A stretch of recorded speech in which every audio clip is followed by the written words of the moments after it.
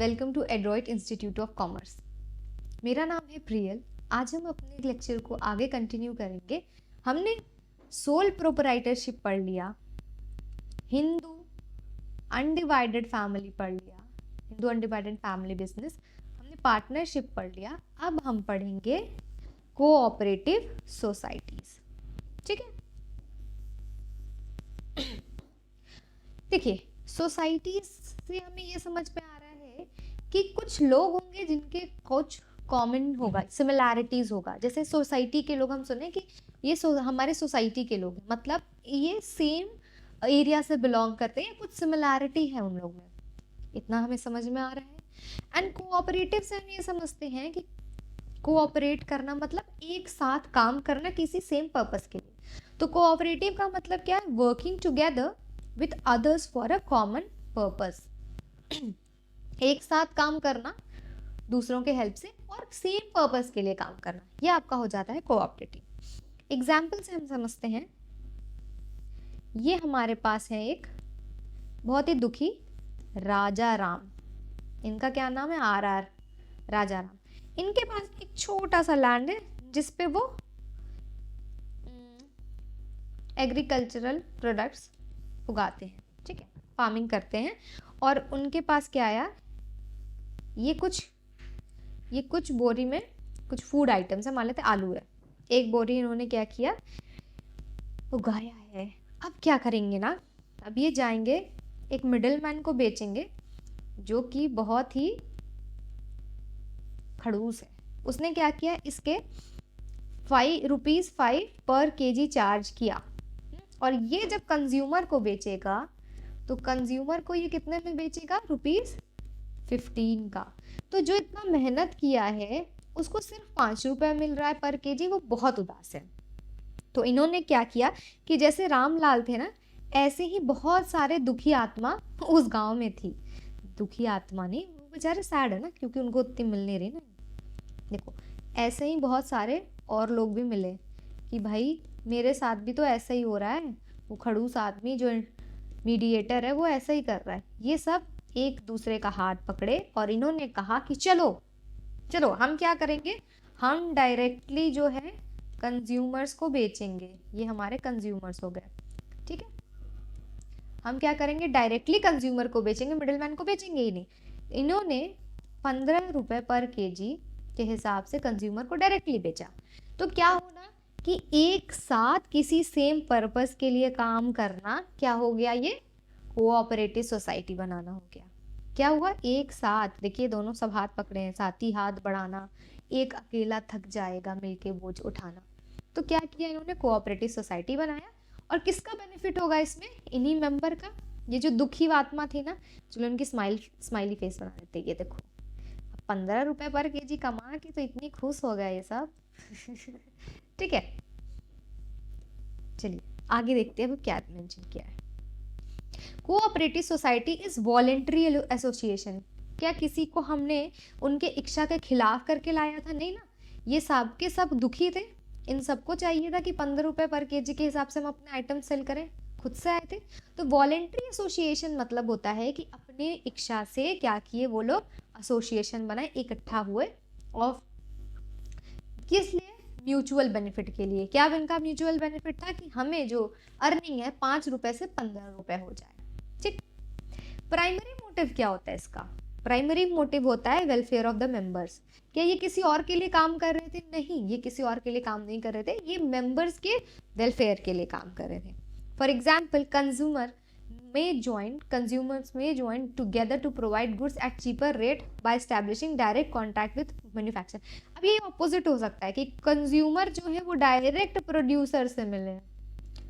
ये भी हो सकता है कि जितने सारे कंज्यूमर थे इकट्ठा होकर डायरेक्ट प्रोड्यूसर से मिलकर सामान खरीद लें। तो ये भी तो आपका कोऑपरेटिव सोसाइटी होता है। तो कई तरह के कोऑपरेटिव सोसाइटी है जो हम आगे पढ़ेंगे। The cooperative society is compulsory required. देखिए हमने पढ़ा था सोल प्रोप्राइटरशिप, इसका ना कोई एक्ट है ना तो इसकी रजिस्ट्रेशन की रिक्वायरमेंट है। हिंदू अनडिवाइडेड फैमिली बिजनेस, ये रजिस्ट्रेशन होना कंपल्सरी है। नेक्स्ट क्या था, हमने पार्टनरशिप पढ़ा। पार्टनरशिप में हमें पढ़ा कि आप इधर रजिस्ट्रेशन करा सकते हो या फिर आप रजिस्ट्रेशन नहीं करा सकते हो, ये आपके ऊपर है, ठीक। लेकिन अगर आप रजिस्ट्रेशन कराओगे तो उसके अपने फायदे हैं, नहीं कराओगे तो उसके अपने नुकसान है, जो हमने पिछले क्लास में डिस्कस किया था। तो क्या कोऑपरेटिव सोसाइटी में ज़रूरी है आपको रजिस्ट्रेशन कराना? हाँ भाई, ये तो कंपलसरी है। क्या है?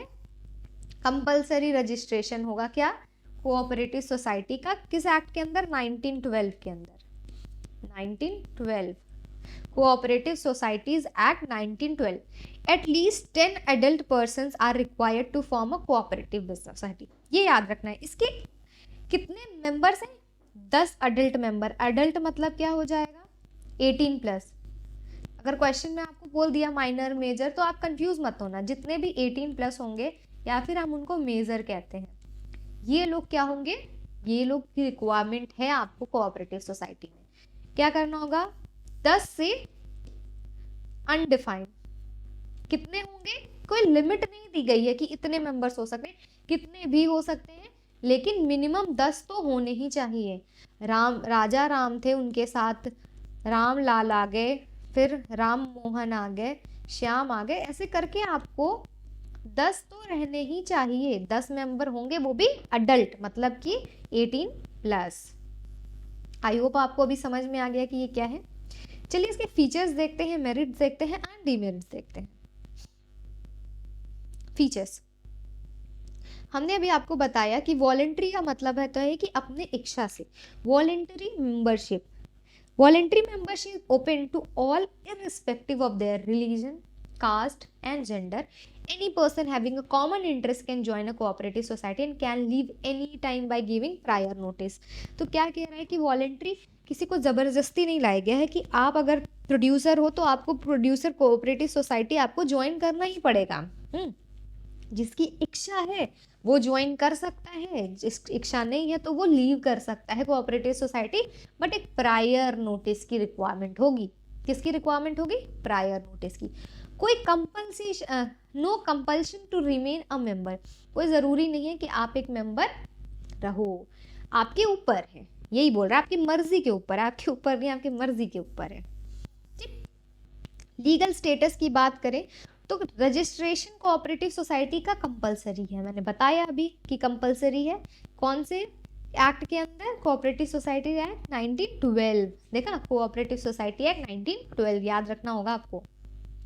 Therefore a separate legal entity distinct from its member। तो यहाँ पे जो इसके मेंबर्स हैं वो अलग है एंड कोऑपरेटिव सोसाइटी अलग है। सोल प्रोप्राइटरशिप में जो पर्सन था ना, वही आपका एक तरह से फर्म भी वही है, कोई इसमें डिस्टिंक्शन नहीं था। बट क्योंकि ये रजिस्ट्रेशन हो रहा है तो लीगल सेपरेट एंटिटी बन जा रहा है, इसके मेंबर्स अलग हो जाएंगे और ये कोऑपरेटिव सोसाइटी अलग होगा। It can enter into contract and hold property in its name. तो अगर कभी भी हमको कोई भी कॉन्ट्रैक्ट में एंटर करना हो तो हम कोऑपरेटिव सोसाइटी के नाम से एंटर करेंगे, ना कि मेंबर्स के नाम से। मान लेते हैं हमारे कोऑपरेटिव सोसाइटी का नाम है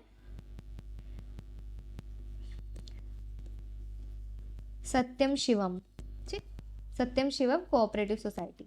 तो क्या करना है? अगर हमें कोई लोन लेना है, हमें किसी भी तरह का कॉन्ट्रैक्ट में एंटर करना है तो हम कोऑपरेटिव सोसाइटी के नाम से एंटर करेंगे, ना कि मेंबर से, क्योंकि दोनों डिस्टिंक्ट हैं, अलग हैं। और क्या हो सकता है कि आप कोई भी प्रॉपर्टी बेस के नाम पे होल्ड कर सकते हो।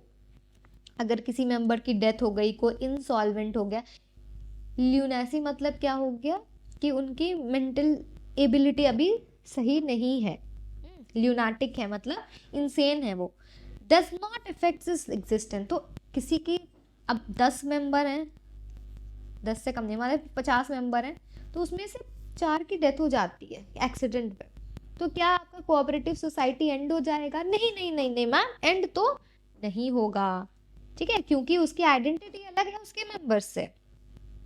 लिमिटेड लाइबिलिटी की बात करें तो यहाँ पे लिमिटेड लाइबिलिटी क्यों बोला है?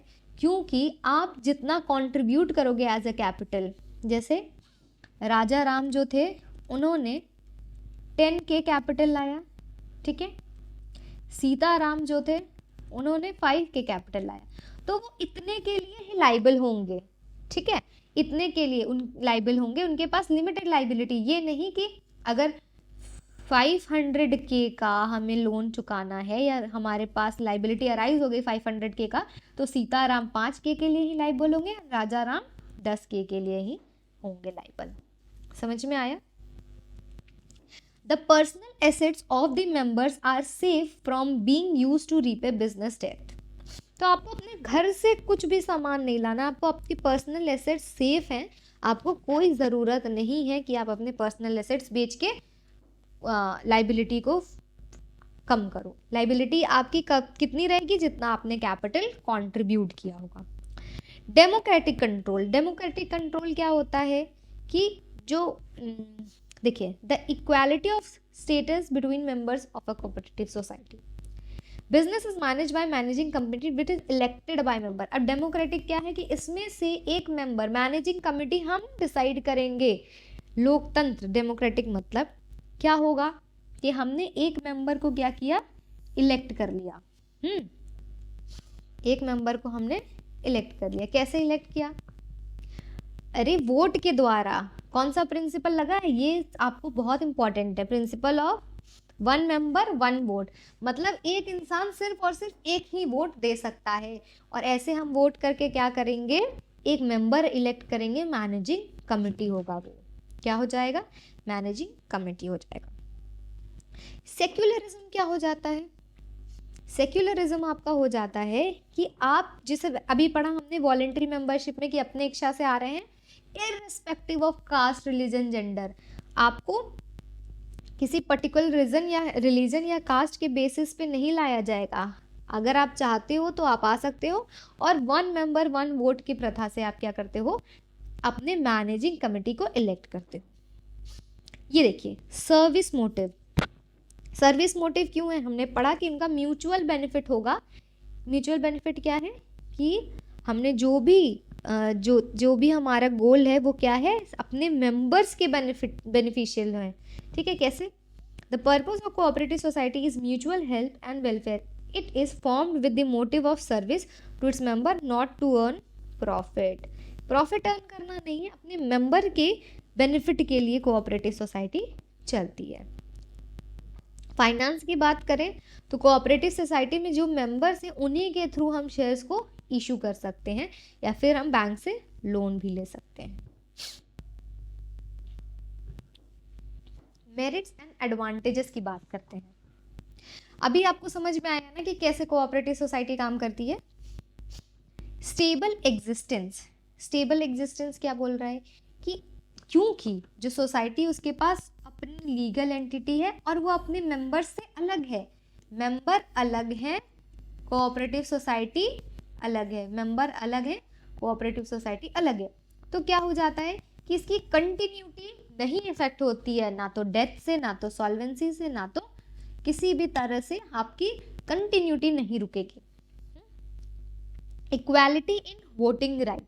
अब इक्वालिटी इन वोटिंग राइट क्या कह रहा है कि हम क्या करेंगे? इक्वल राइट दे रहे हैं। एक पर्सन को एक वोट का ही राइट देंगे। ये नहीं कि किसी को हमने ज़्यादा कैपिटल किसी ने इन्वेस्ट किया तो हम उसको 5 वोट दे दें, उसको ज़्यादा प्रेफरेंस दें। नहीं, इक्वालिटी है वोटिंग राइट में। कोई कितना भी ज़्यादा कैपिटल लगाया हो, आपके पास एक वोट की ही राइट रहेगी। ठीक। Limited liabilities. अभी हमने फीचर्स में भी ये पढ़ा कि क्या होता है, हम अपने पर्सनल एसेट्स को बेच के नहीं अपने डेट को पेमेंट करना होगा। ठीक है। इकोनॉमी इन ऑपरेशन एलिमिनेट करता है मिडिलमैन को। ठीक। तो क्या करता है? कॉस्ट कम हो जाती है। कॉस्ट कम हो जाती है तो कस्टमर या फिर प्रोड्यूसर जो भी मेंबर हैं उनके पास कोई रिस्क नहीं होता है बैड डेट का। ठीक। क्या किया हमने? मिडिलमैन को हटा दिया तो उससे हमारी कॉस्ट कम हो गई, तो हमें कोई भी तरह की बैड डेट या रिस्क की डर नहीं होगी। फॉर्मेशन इजी है इसका। हमने क्या बोला? 10 अडल्ट मेंबर चाहिए, 10 ऐसे व्यक्ति जो 18 प्लस हो, हमें उतना चाहिए एक कोऑपरेटिव सोसाइटी के लिए। ठीक है। The procedure for the registration of the society is very simple and involves a few legal formalities. भाई रजिस्ट्रेशन आपको चाहिए होगा, बाकी कुछ नहीं चाहिए। 10 मेंबर्स चाहिए, अडल्ट मेंबर्स जो कि 18 प्लस हो, और सिंपल प्रोसीजर चाहिए एक रजिस्ट्रेशन का, दैट्स इट। गवर्नमेंट सपोर्ट भी करती है कोऑपरेटिव सोसाइटी को। किस तरह से सपोर्ट करती है?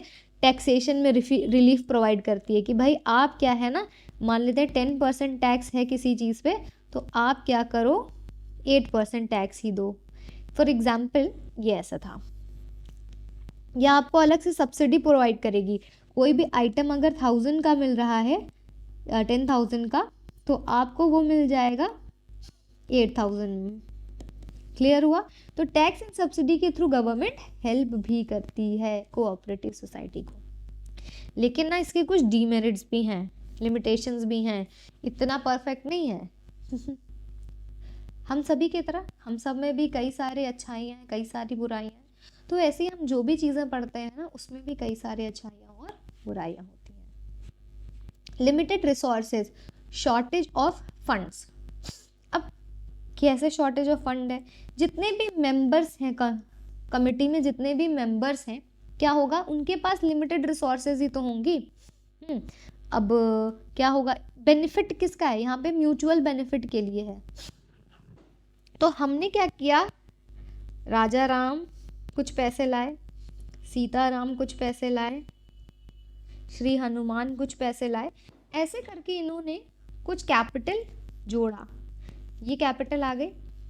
अब इसमें क्या हो गया, ये जो रिसोर्सेज है ना बहुत लिमिटेड है, ये लोग के पास रिसोर्सेज ज़्यादा नहीं है, इसीलिए तो ये लोग एक साथ आए हैं। और इनको फिर जो डिविडेंड मिलता है रिटर्न में, इतना पैसा लगाने के बदले जो डिविडेंड रिटर्न में मिलता है वो भी बहुत कम होता है।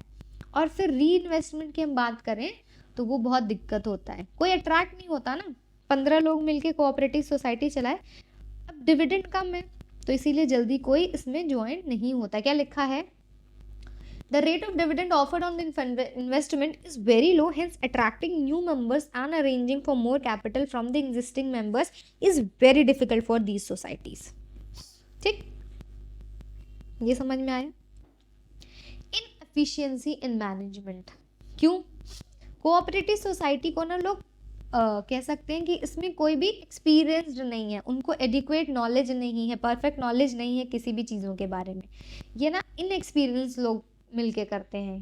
ठीक, कोई प्रॉब्लम फेस किया, उन्होंने मिलके प्रॉब्लम सॉल्व करने के लिए कोऑपरेटिव सोसाइटी बना लिया। तो इसीलिए मैनेजमेंट जो होता है वो इनएफिशिएंट होता है। हमें एक्सपर्ट हायर करने के लिए उतनी सैलरी नहीं रहती कि हम जो कोऑपरेटिव सोसाइटी के मेंबर हैं उनको हाई सैलरी पे करने की एबिलिटी नहीं है, इसलिए वो मैनेजर्स भी अपॉइंट नहीं करते।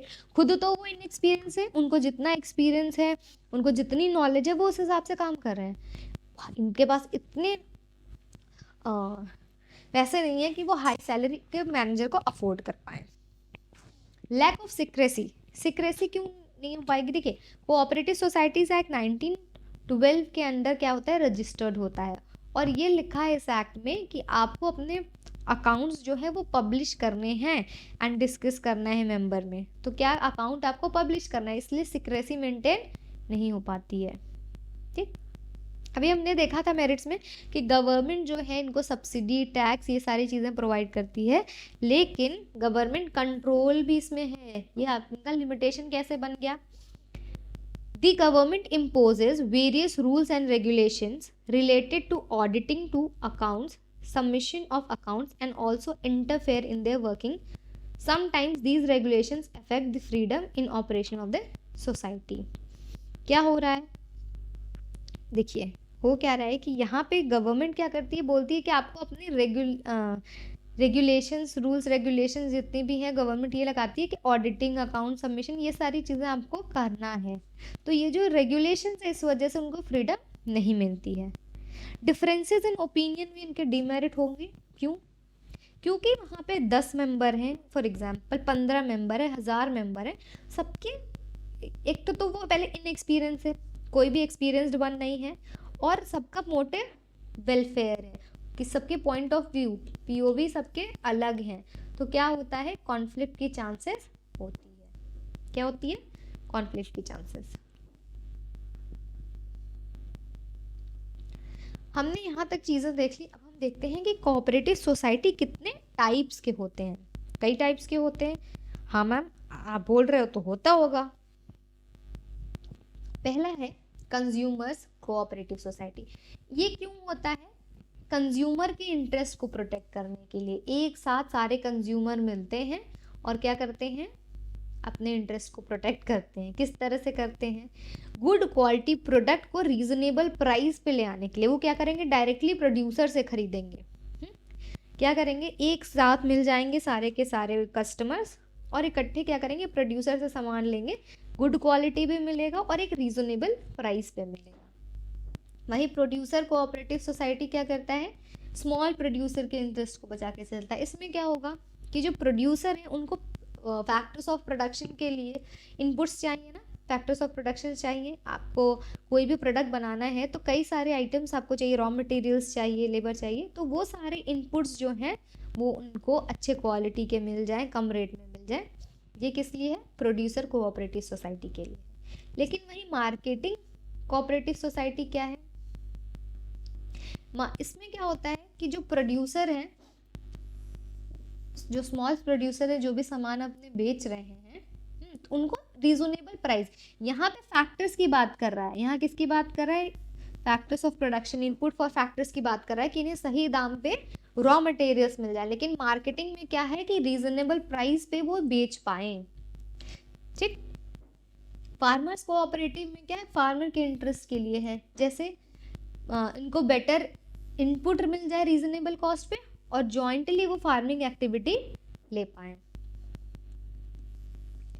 नेक्स्ट क्या है, क्रेडिट कोऑपरेटिव सोसाइटी। अब यहाँ पे किसी को कभी अचानक से ज़रूरत पड़ी पैसों की, क्रेडिट की, तो क्या करेंगे, फॉर एग्जाम्पल एक गांव में 20 लोग मिले और उन्होंने क्या किया ना कि क्रेडिट कोऑपरेटिव सोसाइटी ओपन कर ली, फॉर्म कर लिया। कैसे, ताकि सारे मेंबर्स मिलके 1000 रुपए cap as a capital contribute किए और जिसको भी चाहिए कम रेट पे, बैंक से कम रेट पे जिसको भी चाहिए क्रेडिट, उधार, वो क्या करेगा, कम रेट पे उधार ले जाएगा एंड फिर वो रिटर्न कर देगा। किसी भी मेंबर्स को ज़रूरत पड़ा तो ये काम देगा। तो personal who seek financial help in the form of loan, जिनको भी लोन चाहिए, हमने क्या किया, एक गुल्लक जैसे देखा ना, एक पिगी बैंक बनाया, इसमें सभी ने 1000 रुपए पे रखे, जितने भी मेंबर्स थे। किसी को 5000 की ज़रूरत है, इसमें से ले जाएगा, हाँ बाद में इसको लौटाएगा और इंटरेस्ट के साथ लौटाएगा, जो कि बैंक रेट से इंटरेस्ट रेट कम होगा। ठीक, और इसमें कोई रेगुलेशन भी नहीं है, मेंबरशिप चाहिए, इक्वल वोटिंग राइट्स है। समझ में आया। नेक्स्ट है कोऑपरेटिव हाउसिंग सोसाइटी। अब हाउसिंग सोसाइटी से सुन के क्या लग रहा है, अकोमोडेशन की बात होगी। To help people with limited income to construct house at a reasonable cost, एक रीजनेबल कॉस्ट पे घर बना सके, इसलिए कोऑपरेटिव हाउसिंग सोसाइटी है। जिनको कम रेट में अकोमोडेशन के लिए प्रोक्योर करनी है ये चीज़ें, उनके लिए कोऑपरेटिव हाउसिंग सोसाइटीज़ हैं। एक्टिविटीज़ देखें तो जो कस्टमर है ना, कस्टमर्स कोऑपरेटिव सोसाइटी, वो क्या करता है कि गुड्स को बल्क में परचेज करता है होलसेलर से और अपने मेंबर को बेचता है। समझ में आया।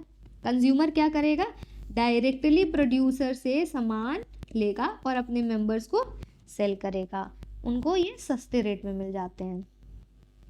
इनका एम क्या है, मिडिल मैन को एलिमिनेट करना एंड इकोनॉमी ऑपरेशन प्रॉफिट, और एक रीजनेबल प्राइस पे चीज़ें जो है कस्टमर्स को, कंज्यूमर को वो मिल जाए, ये इनका एम है।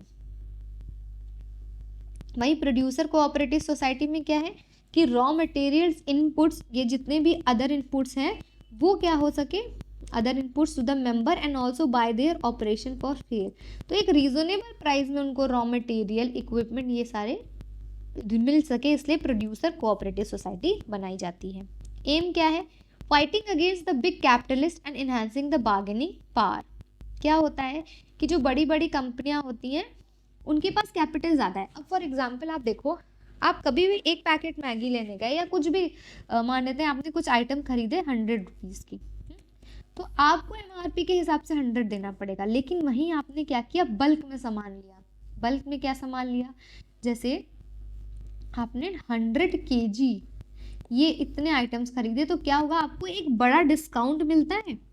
तो जो बड़ी कंपनियां होती हैं ना, वो इसका फ़ायदा उठाती हैं, ज़्यादा क्वांटिटी में सामान खरीदती हैं और उनको एक अच्छा खासे रीजनेबल प्राइस पे मिल जाता है। पर यहाँ जो सिंगल प्रोड्यूसर है उसके पास इतना कैपिटल नहीं है, इतने पैसे नहीं हैं कि वो इस डिस्काउंट का बेनिफिट उठा पाए, इसलिए वो क्या करते हैं, प्रोड्यूसर कोऑपरेटिव सोसाइटी बनाते हैं, जिसके वजह से वो बार्गेनिंग पावर उनको मिल जाती है और इनकी प्रॉफिटेबल होता है। अब एक साथ मिलके हम क्या करेंगे, बल्क में सामान खरीद सकेंगे।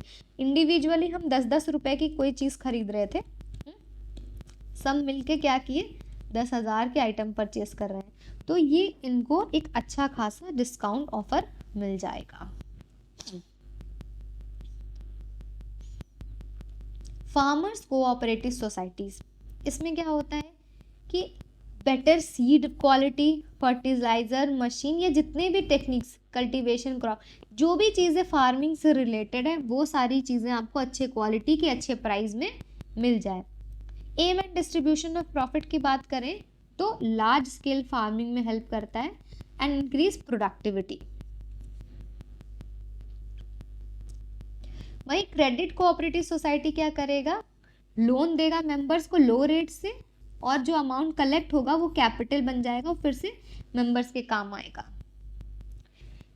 एक्सप्लॉयटेशन ऑफ लैंड, जैसे क्या होता है ना कि अगर आप बैंक से ना लोन लो और ज़मींदार से लोन लो, या फिर आप कह सकते हो कहीं से भी लोन लो, वो लोग बहुत ज़्यादा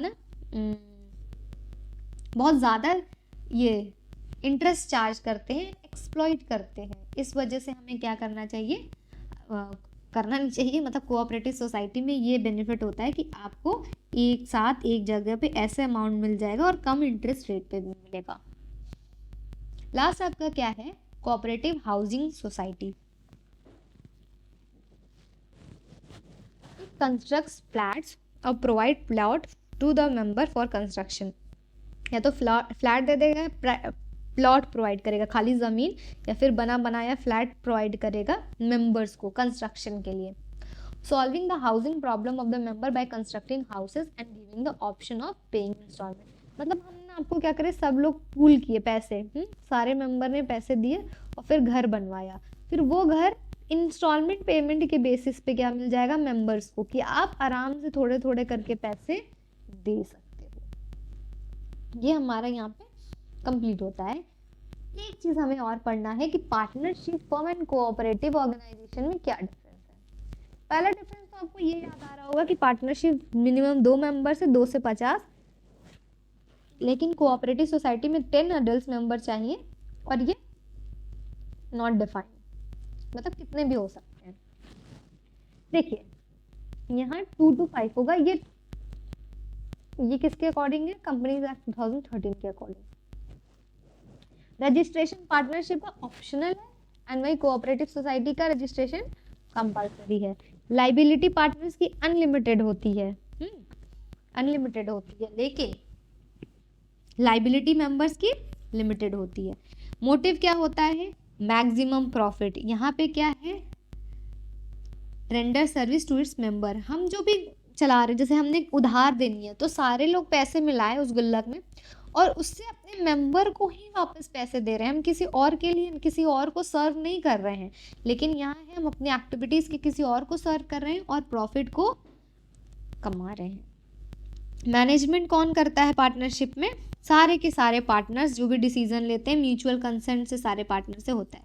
लेकिन वहीं पे कोऑपरेटिव ऑर्गेनाइजेशन में क्या होता है, the management and the control of the society is in the hand of elected managing committee. ये कौन से, 1 वोट 1 मेंबर 1 वोट के हिसाब से, 1 member is equals to 1 vote के हिसाब से मैनेजिंग कमेटी डिसाइड होती है और वही जो है डिसीजन लेता है। आई होप आपको समझ में आ गया कि हमने क्या पढ़ा cooperative society. Thank you for watching.